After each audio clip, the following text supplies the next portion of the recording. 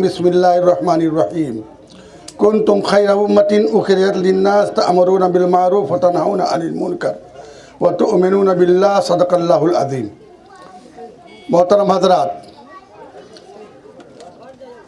आप लोग ये समझ रहे होंगे कि जमाल अब्दुल नासिर कासमी इस सियासत में कुरान की तलावत कर रहे हैं, जैसे मालूम होता तकरीर करने जा रहे हों।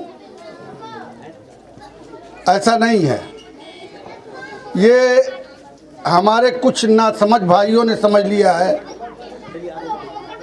कि सियासत इस्लाम के अंदर नहीं है। हकीकत तो ये है कि सियासत करना इस्लाम ने सिखाया है, झंडा उठाना इस्लाम ने सिखाया है, और बैत करना, जिसे हम लोग वोट कहते हैं, समर्थन करना, हिमायत करना, इस्लाम ने सिखाया है।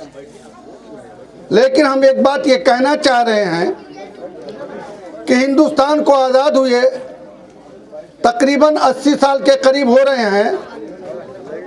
वोट सभी लोग दे रहे हैं। हिंदुस्तान के अंदर बहुत सारी बिरादरियां हैं, सभी लोग वोट दे रहे हैं, लेकिन मुसलमान को छोड़ करके सभी बिरादरियां कामयाब हैं। चमार भाई को ले लिया जाए, उनके लोग आईजी, डीआईजी, थानेदार, कोतवाल, एसपी हर महकमे मिलेंगे। यादव भाई जो कंधे पर लाठी ले करके भैंस चराने वाला, उसने अपने झंडे को पहचाना है, अपनी क़यादत को पहचाना है, अपने कायद को पहचाना, अपने पार्टी को पहचाना। आज उसके लिए आईजी, डीआईजी, थानेदार, कोतवाल, एसपी है। हर महकमे में उसके लोग मिलेंगे। अगर नहीं मिलेंगे तो ये नबी रहमत के नक्शे कदम पर चलने वाले लोग नहीं मिलेंगे। आखिर फ़र्क कहाँ से आया? फ़र्क यहीं से मिल रहा है मेरे मोहतरम कि जिन लोगों ने, जिन बिरादरियों ने अपनी क़यादत को पहचाना है और अपनी पार्टी को वोट दिया है और हिमायत की है, वो लोग कामयाब हुए। और जिन लोगों ने हवा का रुख देखा, वो हवा में चलते रहे। मेरे मोहतरम याद रखो, मैंने कुरान की एक आयत तिलावत की है जिसमें अल्लाह तबारक व तआला फरमाता है कि तुम बेहतरीन जमात हो, तुम बेहतरीन उम्मत हो।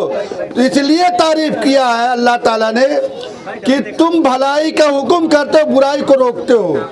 और यही नहीं, अल्लाह तबारक व तआला ने यह भी फरमाया कि तुम बेहतरीन उम्मत हो और तुम पूरी दुनिया के इंसानों को नफ़ा पहुंचाने के लिए पैदा ही किए गए हो।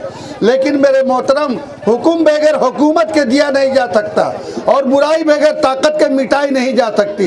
इसलिए मेरे मोहतरम याद रखो, अगर ये चाहते हो कि हमारी मस्जिदें न खोदी जाएं, अगर ये चाहते हो हमारे मदरसों पर बिल्डोज़र न चले, अगर ये चाहते हो हमारे मदरसों की जांच ना हो, हमारे नौजवानों का काउंटर ना हो, जेल में ना डाले जाएं, तो अपनी क़यादत को पहचानना होगा, अपने झंडे को पहचानना होगा, अपनी पार्टी को पहचानना होगा। जिस तरीके से हमारे चमार भाइयों ने अपनी पार्टी को पहचाना, यादव भाइयों ने पहचाना, जाट भाइयों ने पहचाना और चौधरी बिरादरियों ने पहचाना, इस तरीके से हमारे मुसलमान भाइयों को अपनी पार्टी पहचाननी पड़ेगी। और जिस कौम की क़यादत नहीं होती, उस कौम के हक़ और हुकूक़ की हिफाजत नहीं होती। इसी पे अपनी बात मैं ख़त्म करता हूँ। इसके बाद एक